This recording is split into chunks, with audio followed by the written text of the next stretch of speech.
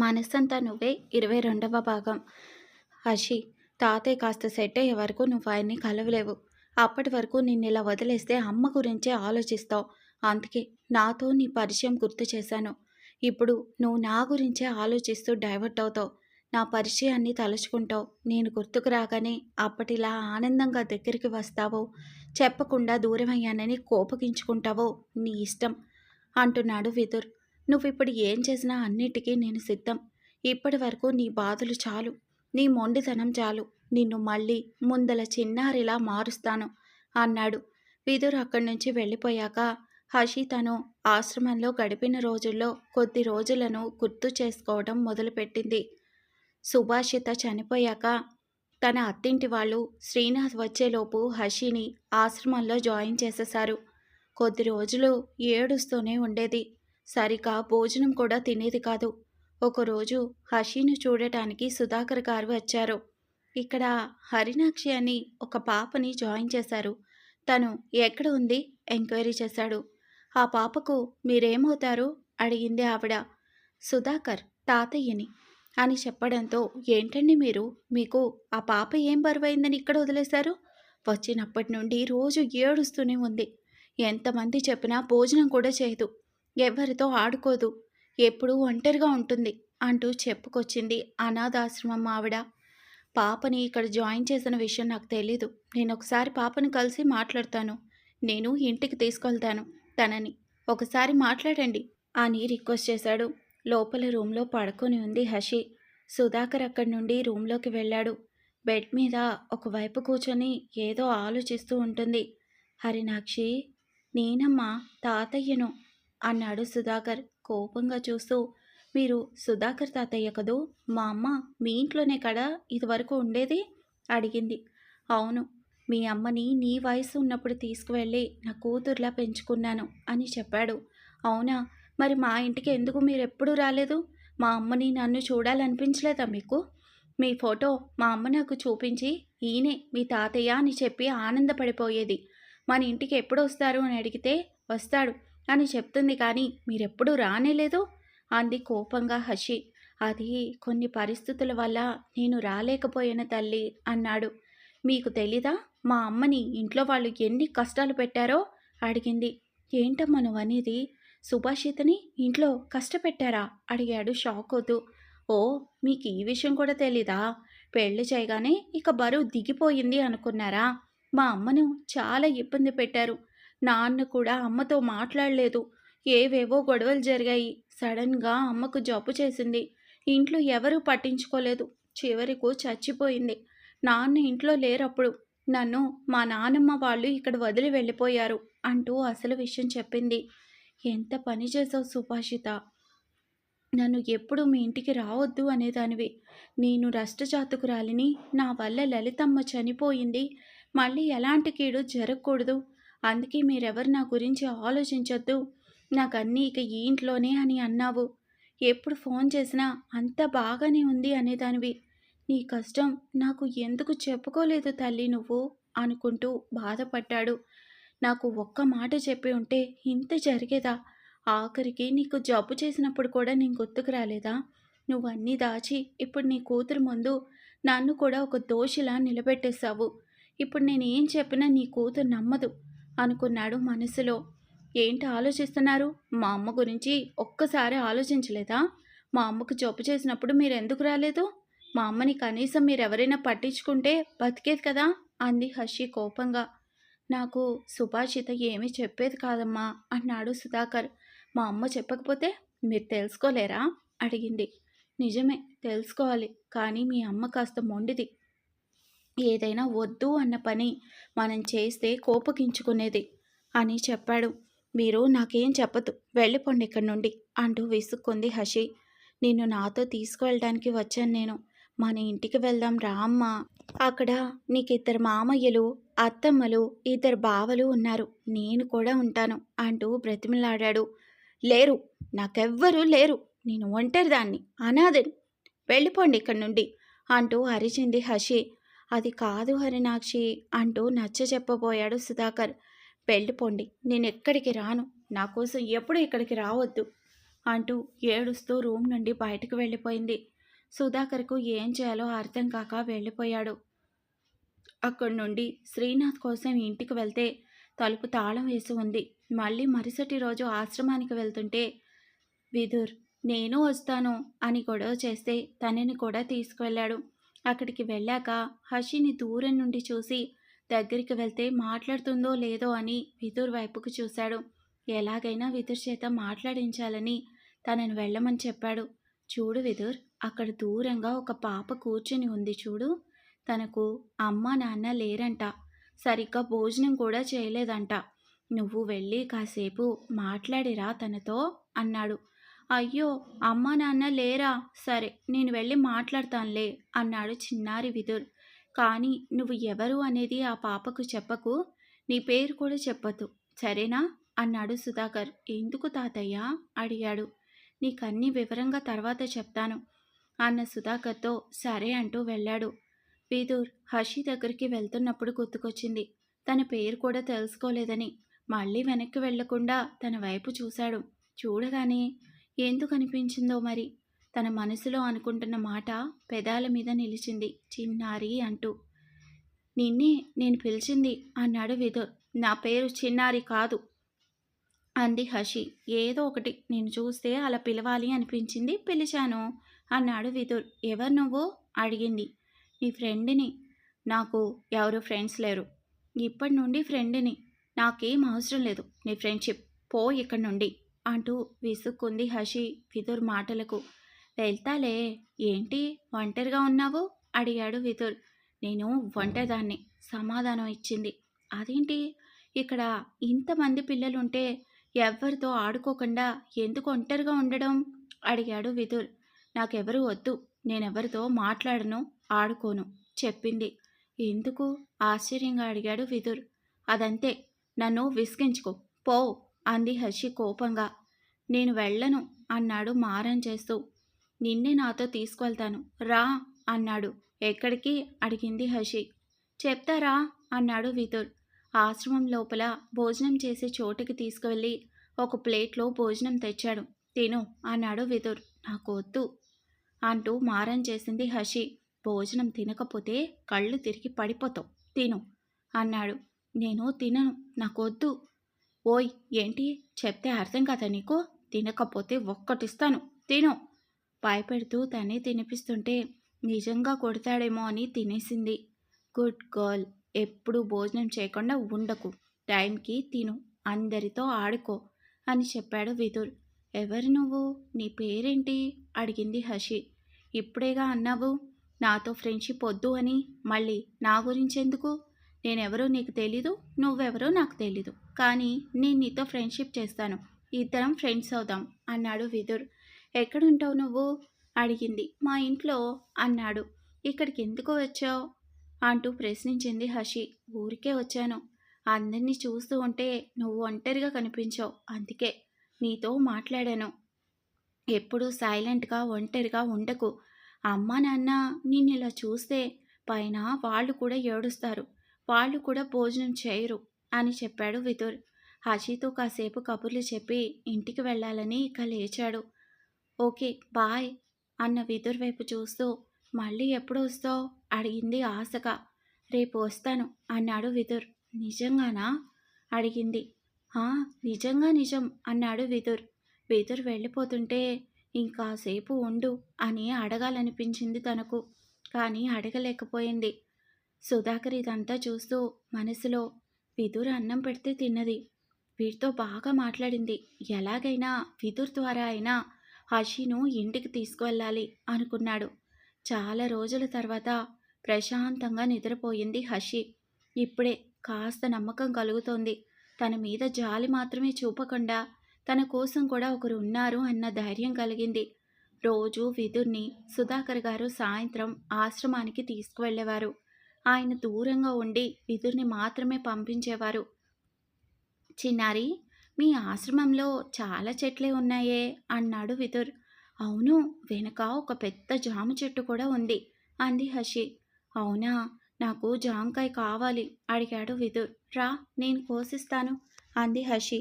చెట్టయితే చకచకా ఎక్కేసింది. ఎలా దిగాలో అర్థం కాకుంటే విదురు చేయి ఇచ్చినా అందుకోకుండా ఒక్కసారిగా దూకేసింది. కాలికి దెబ్బ తగిలింది. ఎవరు దూకమన్నారు నిన్ను? నేను చెబుతూనే ఉన్నా కదా అన్నాడు విదుర్ కోపంగా. నాకు అలవాటే ఈ చెట్టు, ఏమీ కాదులే అంది హసి. ఏంటి అలవాటు? చాలాసార్లు కింద పడ్డావంట కదా, ఆయ చెప్పింది అన్నాడు విదుర్. అబ్బా, ఏమీ కాదులే, ఏడోకు అంది హసి. ఇంకోసారి ఎక్కి పడ్డావంటే చెట్టు కట్టేస్తాను నిన్ను అంటూ కోపట్టాడు విదుర్. అమ్మో వద్దులే, ఇక ఎక్కను అంది హసి. రోజు విదుర్ కోసం ఎదురు చూసేది. వచ్చే వరకు ఆనందం, వెళ్ళిపోతుంటే బాధ కలిగేది తనకు. చిన్నారి, నువ్వు కూడా నాతో మా ఇంటికి వచ్చేయచ్చు కదా అడిగాడు ఒకరోజు విదుర్. అదేంటి, నువ్వు నా కోసం ఇక్కడికే వస్తున్నావుగా, నేనెందుకు మీ ఇంటికి రావడం అంది. ఏమీ లేదు, నువ్విక్కడ నేనున్నంత వరకే సంతోషంగా నవ్వుతూ ఉన్నావు నాతో. నే వెళ్ళిపోయాక డల్గా ఉంటున్నావని హాయ చెప్పింది. నువ్వెప్పుడూ మాట్లాడుతూ నవ్వుతూ ఉండాలి, అందుకోసం నేను నీ పక్కనే ఉండాలి. నేను ఇక్కడ ఉండలేను కదా, అందుకని నువ్వే నాతో మా ఇంటికి వచ్చే. నువ్వు నేను కలిసి స్కూల్కి వెళ్దాం, హోంవర్క్ చేసుకుందాం, ఆడుకుందాం, సరేనా అని అడిగాడు. వద్దు, నేను రాను, నేను ఇక్కడే ఉంటాను అంది హషి. ఎందుకు రావు అడిగాడు విదుర్. నన్ను మీ ఇంట్లో సరిగా చూసుకోరు, అనాథనని బాధ పెడతారు, అందుకే నేనెక్కడికి రాను అంటూ తెగేసి చెప్పింది. అయ్యో, మా ఇంట్లో అందరూ చాలా మంచివారు, నిన్నేమీ అనరు అంటూ నచ్చ చెప్పాడు. హషి ఏడుస్తూ వద్దు, నేనెక్కడికి రాను, నేను ఇక్కడే ఉంటాను అంటూ మారం చేసింది. అయ్యో ఏడవకు, నీకిష్టం లేకపోతే వద్దులే, రోజు నేనే వస్తాను అన్నాడు. నిజంగా రోజు వస్తావు కదా అడిగింది ఆశగా. తప్పకుండా వస్తాను, ఇప్పుడు లేట్ అయింది, వెళ్తాను అన్నాడు విదుర్. సరే అంది కళ్ళు తుడుచుకుంటూ హషి. విదుర్ వెళ్ళిపోతూ మళ్ళీ వెనక్కి వస్తాడు. హషి నుదుటి మీద ముద్దు పెట్టుకుంటాడు. మా అమ్మ కూడా నాకు రోజు ఇలాగే పెడుతుంది, నువ్వు మా ఇంటికి వస్తే నీకు కూడా పెట్టేది, నువ్వేమో రాను అంటున్నావు కదా, అందుకే అమ్మ ముద్దు నేనే పెట్టేస్తున్నా. రేపు మళ్ళీ కలుద్దాం, వస్తాను, బాయ్ అన్నాడు విదుర్. విదుర్ వెళ్ళిపోయే వరకు అక్కడే ఉండి లోపలికి వెళ్ళిపోయింది హషి. లోపలికి వెళ్ళి వాళ్ళ అమ్మ ఫోటోతో మాట్లాడుతూ ఉంది. అమ్మా, ఈరోజు ఆ అబ్బాయి నన్ను తనతో రమ్మంటే ఎంత సంతోషపడ్డానో తెలుసా, కానీ నేను వెళ్ళనమ్మా, ఎక్కడికి వెళ్ళను, నేనెవ్వరినీ నమ్మను, నాకెవరూ వద్దు, అందరూ నాన్న నానమ్మ లాంటి మనుషులే. సుధాకర్ తాతయ్య కూడా వచ్చాడు, నన్ను రమ్మన్నాడు, అయినా నేను రానని చెప్పేశాను. వాళ్ళు మన ఇంటికి రాలేదు కదా నీకోసం, అందుకే నేను వెళ్ళను. ఆ అబ్బాయి చెప్పాడు, నేను ఇక్కడ ఏడిస్తే మీరు కూడా పైన ఏడుస్తారంట కదా, నేను ఏడవను, టైంకి తింటాను, ఆ బాబుతో ఆడుకుంటాను, బాగా చదువుకుంటాను కూడా. మరుసటి రోజు ఎదురు చూస్తూనే ఉంది, కానీ విదుర్ రాలేదు. అలా ఒక్కరోజు కాదు, చాలా రోజులు జరిగిపోయాయి. క్రమంగా విదుర్ మీద కూడా కోపం వచ్చేసింది హషికు. తను కూడా తన వాళ్లలాగే మధ్యలో వదిలేశాడు, నమ్మకం కలిగించి బాధ పెట్టాడు. మళ్ళీ ఏడవటం మొదలైంది హషి జీవితంలో. ఈసారి ఇంకా మొండిగా మనసును మార్చుకుంది. అప్పుడు పరిచయమైంది హవిక. తను కూడా అనాథ కావడంతో తనని వదిలి వెళ్ళదు అనే నమ్మకంతో తనతో ఫ్రెండ్షిప్ చేసింది. రోజులు గడుస్తుండగా హవిక మనసు కూడా తన అమ్మలాంటిదే అని అర్థమయ్యి హవికలో అమ్మని చూసుకుంటూ బతుకుతోంది. కానీ హవికకు ఉన్న మంచితనం అంటే హషికు కోపం. తన గురించి కాకుండా ఎప్పుడు ఎదుటివారి గురించి ఆలోచించే ఆ మంచితనం మీద చాలా ద్వేషం. ఈ విషయంలో ఎప్పుడూ హవికతో గొడవ పడేది. అలా ఆశ్రమంలో ఇంకా తన జీవితంలో ఇక తనకు మిగిలిన తోడు హవిక మాత్రమే అని భావించి మిగిలిన అందరితో కటువుగా ఉంటూ హవికను అమ్మలా చూసుకునేది. కానీ అప్పుడప్పుడు ఆ అబ్బాయి గుర్తుకొచ్చేవాడు. గుర్తుకొచ్చిన ప్రతిసారి ఒక చిరునవ్వు విరిసిన వెంటనే కోపంతో కళ్ళు ఎర్రబడేవి. తనని ఇంకెప్పుడు గుర్తు తెచ్చుకోకూడదు అని ఆలోచించడం మానేసింది అతని గురించి. ఇన్నేళ్ల తర్వాత మళ్ళీ ఎదురైంది ఆ స్నేహం. అప్పటిలాగే ఒంటరిగా ఎవరూ లేరు అనుకున్నప్పుడు నేనున్నా అంటూ పలకరించినట్లే ఇప్పుడు కూడా కళ్ళ ముందు నా కోసం చూస్తూ నన్ను నన్నుగా మారమంటోంది. మళ్ళీ చెప్పకుండా నన్ను మధ్యలో వదిలేసి వెళ్ళిపోతే అలసిపోయిన నా మనసు తట్టుకోగలదా అని ఆలోచిస్తోంది హషి. జీవితం మీద ఆశ కోల్పోయిన నాకు ఈ పరిచయం మళ్ళీ ఆశలను పెంచుతుందా? జీవితాంతం తోడుగా ఉంటుందా? నమ్మకం అనే మాటకు అర్థాన్ని చివరకు హవిక కూడా చెరిపేసింది. నాతో ఎప్పుడు ఉంటాను అని మాట ఇచ్చి ప్రశాంతంగా పైకి వెళ్ళిపోయింది. చాలాసేపు ఆలోచిస్తూ ఉండిపోయింది హషి. ఒక నిర్ణయానికి వచ్చి విదుర్ దగ్గరకు వెళ్ళింది. హషిని చూసి నవ్వుతూ ఎదురు వచ్చాడు. ఏదో మాట్లాడబోయిన విదుర్ చెంప చెళ్ళుమంది. ఈ దెబ్బ చిన్నప్పుడు ఏడుస్తున్న నన్ను ఏడవద్దు అని చెప్పినందుకు అంది హషి. ఏం జరిగిందో అర్థమయ్యేలోపు మరొక వైపు పడింది హషి చేతి దెబ్బ. ఇది ఏడవద్దు అని చెప్పిన నువ్వే నన్ను ఏడిపించి నాకు కనబడకుండా పోయినందుకు అంది హషి. హషి కళ్ళలో కనిపిస్తోంది విదుర్కు. అప్పుడు తన కోసం హషి ఎంత ఎదురు చూసింది అనే విషయం, ఎంత ఏడ్చింది అనేది అర్థమైంది. నిన్ను తలుచుకుంటే కోపంతో ఏం చేస్తున్నానో కూడా అర్థమయ్యేది కాదు. అమ్మలా లాలించి అన్నం పెట్టి, నాన్నలా ధైర్యం చెప్పి, స్నేహితుడిలా నాతో ఆడుకొని నేను నీ కోసం చూస్తూ ఉంటాను అన్న సంగతి మర్చిపోయి ఎలా ఉన్నావు ఇన్ని సంవత్సరాలు? నీ గురించి ఆలోచించకూడదు అనుకుంటూనే ఆలోచించేదాన్ని. నన్నందరూ మోసం చేసి ఒంటరిని చేశారు. అమ్మ వదిలేసిపోయింది. నాన్న ఎక్కడున్నాడో కూడా తెలీదు. నానమ్మ వాళ్ళకి నేనంటేనే పడదు. సుధాకర్ తాతయ్య వాళ్ళు అమ్మనే పట్టించుకోలేదు. ఇక నన్నెందుకు చూశారు? నువ్వొచ్చావు, కొద్ది రోజులు సంతోషాన్ని పంచావు, మళ్ళీ దూరం అయ్యావు. తర్వాత హవిక వచ్చింది, అది కూడా వదిలేసింది. నేనేమైనా ఆటబొమ్మనా మీకు? ఇష్టం ఉన్నన్ని రోజులు నాతో ఉండి, నాతో ఒక మానసిక బంధం ఏర్పరచుకొని సులువుగా తెంపుకొని పోవడానికి నేనేమైపోతాను అని ఎవరైనా ఆలోచించారా? అంటూ ఏడుస్తూ అడుగుతోంది విదుర్ను. నేను నాలా మారాలా? ఎందుకు మారాలి నేను? నాలాగా ఉన్నప్పుడు ఎవరి దగ్గర సంతోషంగా ఉన్నాను నేను? నాలాగా ఉన్నప్పుడే అందరూ వచ్చారు, జీవితం మీద ఆశ కల్పించారు, ఆ ఆశల్ని తుంచేశారు, వెళ్ళారు. నువ్వన్నావే మొండిగా నన్ను నేను కోల్పోతున్నా అని. నాకు ఇలాగే బాగుంది. ఇలా ఉంటేనే నన్ను ఎవరూ బాధ పెట్టలేరు, నా జీవితంలోకి రాలేరు. ఎందుకిలా అయ్యానో తెలుసా? నువ్వు చెప్పినట్లుంటే మనసు అందరూ కావాలి అని కోరుకుంటుంది, కానీ ఎవ్వరూ దక్కరు కదా. అదే ఇలా ఉంటే అందరూ నన్ను వెతుక్కుంటూ వస్తున్నారు, కానీ నేనెవ్వరిని రానివ్వను. ఎంత బాధపడటం అలవాటైనా మళ్ళీ మళ్ళీ ఏడిపిస్తారా నన్ను? నేనెవ్వరికీ ఇక అవకాశం ఇవ్వను. ఈ క్షణమే ఇక్కడి నుండి వెళ్ళిపో విదుర్. ఇంకెప్పుడు నా కోసం ఈ ఇంటికి రాకు. నా గురించి బాధపడకండి. నేను ఒంటరిగా సంతోషంగానే ఉంటాను అంది. 10 నిమిషాల మౌనం తర్వాత, చిన్నారి, ఇప్పుడు నా మీద నమ్మకం కలగాలి అంటే ఏం చేయాలి నేను? అడిగాడు విదుర్. నేను నమ్మకం అన్న పదాన్ని నమ్మను. నువ్వేమీ చేయొద్దు, ఇక్కడి నుంచి వెళ్ళు అని తెగేసి చెప్పింది హషి. ఎందుకు వెళ్ళాలి నేను? వెళ్ళను. నిజమే, నా కోసం ఎదురు చూసి ఉంటావు చిన్నప్పుడు. కానీ అందరూ ఉండి అన్ని బంధాలు తెలిసి వాటి మధ్య పెరిగిన నాకు ఎవరూ లేక ఒక మంచి తోడు కోసం ఎదురు చూసే నీ మనసు అర్థం కాలేదప్పుడు. తాతయ్య నీతో మాట్లాడమంటే మాట్లాడాను, ఆడుకోమంటే ఆడుకున్నాను, నువ్వు తినను అంటే బలవంతంగా తినిపించాను. ఇవన్నీ తాతయ్య చెప్తేనే చేశాను. తాతయ్య వద్దు అంటేనే నేను నీ దగ్గరికి రాలేదు. ఎందుకు వద్దన్నారో ఆ వయసులో నాకు అర్థం కాలేదు. తర్వాత క్రమంగా నిన్ను మర్చిపోయాను. కానీ నీతో ఉన్న ఆ కొద్ది సమయం నన్ను నీ వైపుకి అప్పుడే లాగింది. నాకే తెలియకుండా నా మనసులోకి వచ్చేసావు. ఏదో మిస్ అవుతున్న ఫీలింగ్ అది. నువ్వే అని ఆలస్యంగా తెలుసుకున్నాను.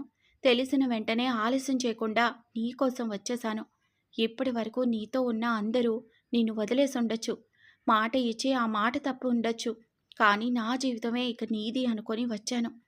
ఉంటే నీతోనే ఇక అని చెప్పాడు విదుర్.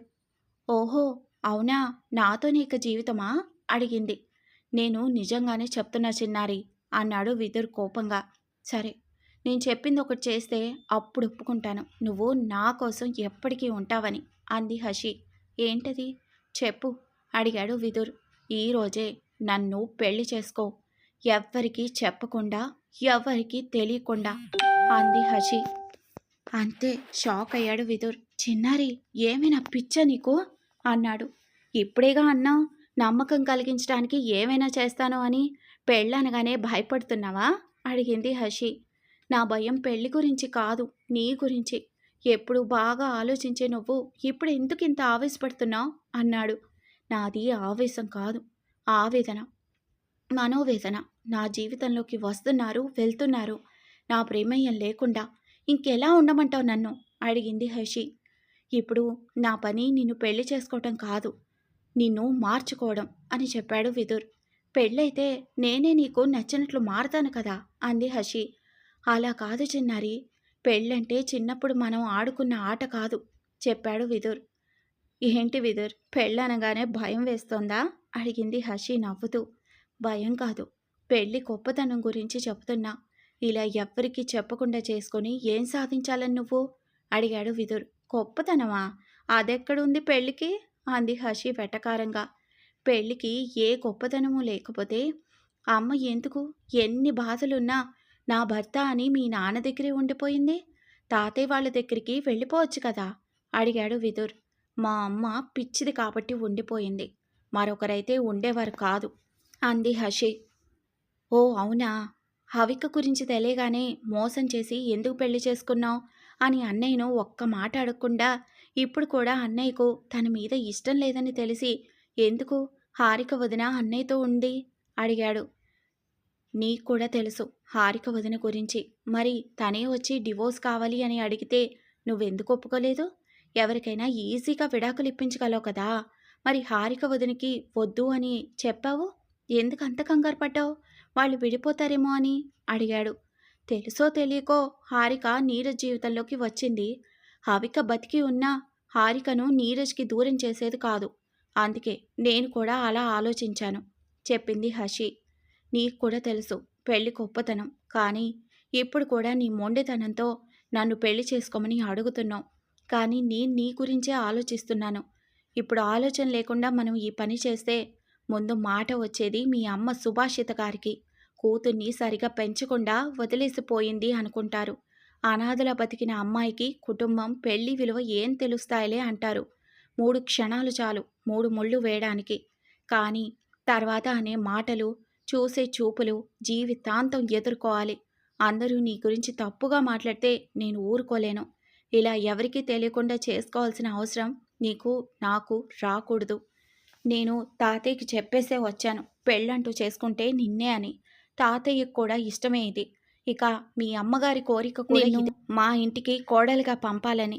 హవిక కూడా నీకు ఎలాగైనా పెళ్లి చేసి మంచి ఇంటికి పంపాలనుకుంది. అందరూ కోరుకున్నట్లు పెళ్ళి అందరి ముందు సంబరంగా జరగాలి. అప్పుడే అమ్మకి కూడా మనశ్శాంతిగా ఉంటుంది అని చెప్పాడు. నేను ఈ క్షణం నిన్ను పెళ్లి చేసుకుంటేనే నువ్వు నమ్ముతాను అంటే నేనొకటి చేయగలను. ఏంటన్నట్లు విదుర్ వైపు చూసింది హషి. తన చేయి పట్టి కిందకు తీసుకువెళ్ళి సుభాషిత ఫోటో ముందు నిలబడి అక్కడ ఉన్న కుంకుమ తీసి హషికి అర్థమయ్యేలోపే తన నుదుటిన పెట్టాడు. నా వరకు తాళి కడితేనే పెళ్లి కాదు, మనసులో ఒకరి కోసం ఒకరం అని నమ్మినప్పుడే మనసులో మనువు అవుతుంది ఏ జంటకైనా. ఇక ఈ తాళి కట్టడం ఒక సాక్ష్యం మాత్రమే అందరికీ. ఇప్పుడు నేను మీ అమ్మగారి ముందే నీకు బొట్టు పెట్టాను. నా దృష్టిలో నువ్వు నా భార్య. ఇంకా నీకు నమ్మకం లేదు అంటే ఈ క్షణమే నాతో రా. మా ఇంటికి తీసుకువెళ్ళి అందరి ముందు నిలబడి నిన్ను చూపించి చెబుతాను హరినాక్షి నా భార్య అని. అంతేగాని ఇలా దొంగ పెళ్లి చేసుకొని అందరి ముందు నిన్ను అవమానాల పాలు చేయలేను అని చెప్పాడు విదుర్. హషి షాక్ అవుతూ, ఏంటిది, ఎందుకు ఇలా ఆలోచిస్తున్నాను నేను? ఎప్పుడు ధైర్యంగా ఉండే నేను ఈరోజు ఎందుకు నాతో నేనే పోరాడుతున్నాను? బుద్ధికి మనసుకి మధ్య ఎందుకింత యుద్ధం నాలో? బుద్ధి నమ్మకు అంటోంది, మనసు ఇప్పటి వరకు చేసిన ఒంటరి ప్రయాణం చాలు అంటోంది. ఎటువైపు వేయాలి నా అడుగు అనుకుంటూ ఆలోచనలో పడింది. మాట్లాడు చిన్నారి, తీసుకెళ్ళనా మా ఇంటికి అడుగుతున్నాడు విదుర్. వద్దు, అవసరం లేదులే అంది చిన్నగా హషి. ఇక రానున్న ఎపిసోడ్స్లో హారిక నీరజ్ల కథ ఎలా కొనసాగుతుందో తెలుసుకుందాం. Thanks for listening.